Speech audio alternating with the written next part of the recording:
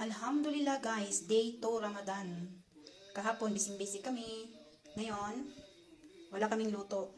May nag-ano lang kami ng shawarma. Tapos kahapon yan yung spaghetti na mo. Ang kanang shawarma, mura na akong giluto. Pero naka-ready na siya. Tapos ang sweet. At saka fresh juice. Ako ang nagawa niyan with honey and lemon. Let's eat guys! Thanks God sa thank you Lord sa blessing. Let's eat madlang people! Saudian spaghetti. Ako nagluto dito kahapon. Hindi kami nagluto ngayon. Ito naka-ready na to. Nilagay na lang sa microwave. Let's eat. At saka ito yung sweet. Tapos, ito yung fresh juice ko. Nilagay ko lang siya dito. Kasi ito talaga yung cup ko.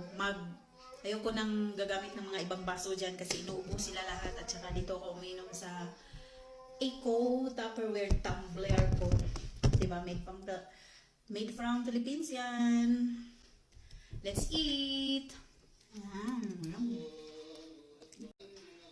Laban-laban lang tayo sa hamon ng buhay. Day 2 Ramadan.